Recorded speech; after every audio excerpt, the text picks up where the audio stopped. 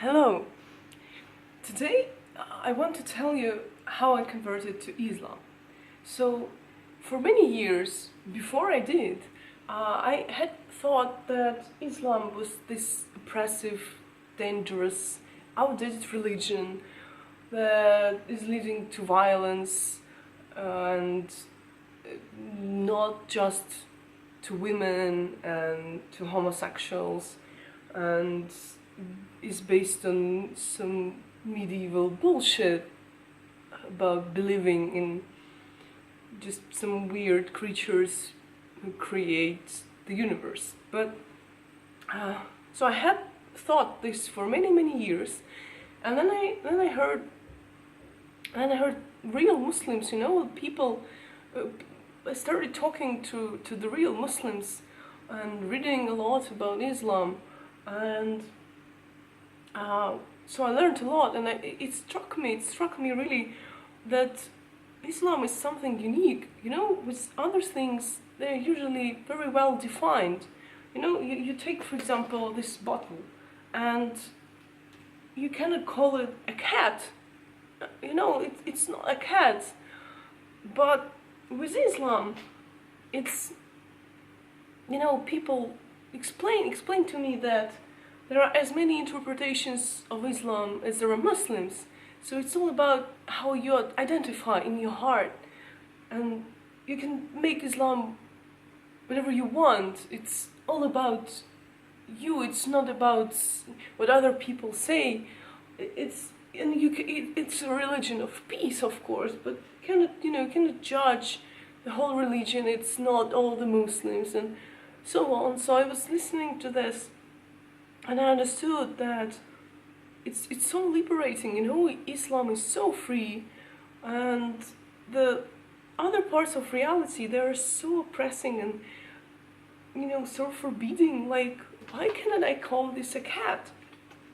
And I felt bad about it. So I thought, well, if I can't have this freedom anywhere else, I at least can have it here. I can at least convert to Islam and have this liberating experience here.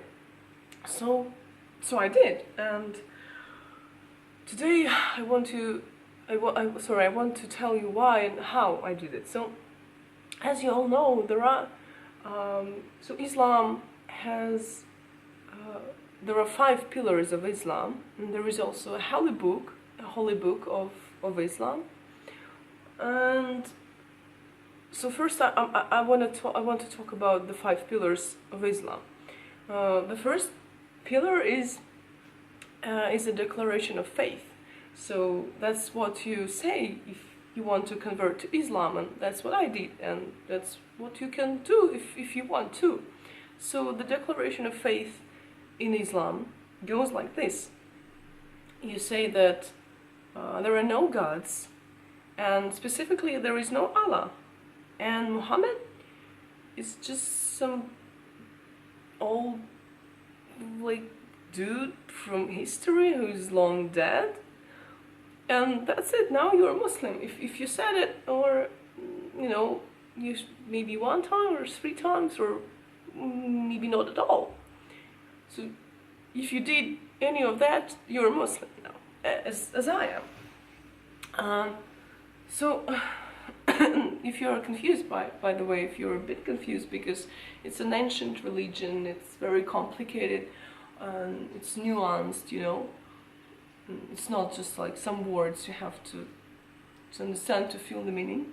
You can consult with the Holy Book of Islam. As I told, Islam has a holy book, and it's very easy. Anywhere in the world, you can go into any bookshop and ask for this book, and they will have it.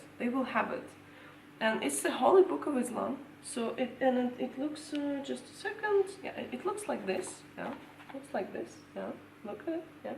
So you enter any bookshop, and you ask for anything but the Quran, or not the Quran. So it has 2 names or more. So anything but the Quran or not the Quran. And I promise you, you will get the book. Then you open it, So you get the book if you're confused about something in Islam. So you open the book on the page whatever. On the page whatever, it clearly states here, this and this is the page whatever, and you can see in here. You can see the declaration of faith here. It's right here, right here, you know. So that's the first pillar of Islam covered for you, and also the Holy Book. So the second pillar of Islam is, of course, the Ramadan. So Ramadan is happens every day, every year. It happens all year round, every year. It's all the time. Very convenient. And during Ramadan, as we all know, maybe not all, you know, maybe you just followed some Jewish American gay propaganda, and you shouldn't have. You should talk to real Muslims, to Linda Sarsour. You really should listen to Linda Sarsour. She's my hero. To me, you should listen to me. Yeah. So if you don't know, Ramadan, as I said, it happens every day, all year round, every year. And during Ramadan, as a Muslim, you can and have to eat anything the fuck you want and drink anything you want. Anything the fuck you want. Everything. Whatever you want, you can eat and drink it or shag it. So just do whatever you want during those days, during the days of Ramadan. Unless, and it's a very important thing here, because, you know, Islam it's a religion of peace, and it's a religion of freedom. Islam means freedom. So not every Muslim can eat and drink and fuck whatever and whoever they want during the days of Ramadan. So to consult, you can open the Holy Book of Islam, easily obtainable in any shop in the world. You just ask for not the Quran, and you open it at the page, whatever the page is, and you open it here. Look, it's the page whatever, and you consult. You read here, and it says that every Muslim during the days of Ramadan can eat and drink whatever they want, apart from children. Because if you're a child, it may happen that your parents, for some time, they decide what you can or cannot eat or drink. But once you reach a certain age, you can protest. You can tell your parents that you're free Muslim. You can choose for yourself. It's your right given by the holy nobody who doesn't create anything, and definitely not the universe. So you can do that. But when you're a small child, it's probably best if you listen to your parents, and also if you're a Muslim, but if you're sick and your doctor, for example, prescribed you a certain diet, so during the days of Ramadan, you might want to listen to a doctor. But if you're still confused, just open the Holy Book of Islam, not the Quran. It's called Not the Quran, and you will find anything you want here. So that was the second pillar of Islam. There is also a third pillar of Islam, and it states it's all about, those were things about you, but Islam is also about other people, and this pillar ensures that you as a Muslim, you will die as the rest of humans, as the rest of humanity, of the rest of the population of the earth, and nothing will happen to you after death. You will just be dead and rotten. Your personality and whatever is just gone, and it ensures it. So you should be grateful to nobody for that, for not creating that. But this thing you have to do as a Muslim, this ensures this outcome for you. And the thing you have to do is about giving. It's about caring for other people. So the thing you have to do is you have to go to the rich people, and you have to take all the lupins they have from them. So you take the lupins from the rich, and you give the lupins to the poor. if you don't know what lupins are, you may consult two sources. So first, you can consult the Holy Book of Islam, which is called Anything But the Quran, and easily obtainable in any bookshop all over the world. Or you can consult Monty Python, where they clearly explain to you that you should take the lupins from the rich and give the lupins to the poor. The rich have more than enough of lupins, and the poor don't. So you have to ensure it. You have to care for other people if you're a Muslim. So that was the third pillar of Islam. The fourth pillar of Islam is that, it says so in the Holy Book of Islam. It says that as a Muslim, you have an obligation to travel all around the world, but never go to Mecca. You shouldn't go to Mecca, but you must travel everywhere but Mecca. You should go everywhere you can during a lifetime. This is your obligation as a Muslim. You have to go everywhere, but never go to Mecca. And to be safe, to be on the safe side, you should avoid the whole Saudi Arabia probably. But to be sure, not to enter Mecca accidentally. You have to travel all around, so you might at some point accidentally enter Saudi Arabia, and you shouldn't do it. You should avoid Saudi Arabia. You should avoid Mecca. And if you're confused, this is the book. This is the Holy Book of Islam. You just open it. On this page, on the page whatever, and it says here. In such a beautiful script, and I weep when I read it. That you should travel. You must travel everywhere in the world, but never go to Mecca. And this was the fourth pillar of Islam. And the fifth pillar of Islam is that 5 times a day, it's very important here, 5 times a day, you mustn't pray, So 5 times a day, you don't pray. What you do is, you take your holy book of Islam, and it looks like this. In any bookshop, I remind you, you can buy it in any bookshop. You just ask for anything but the Quran. So you take your holy book and you open it 5 times a day. So you open it like this, and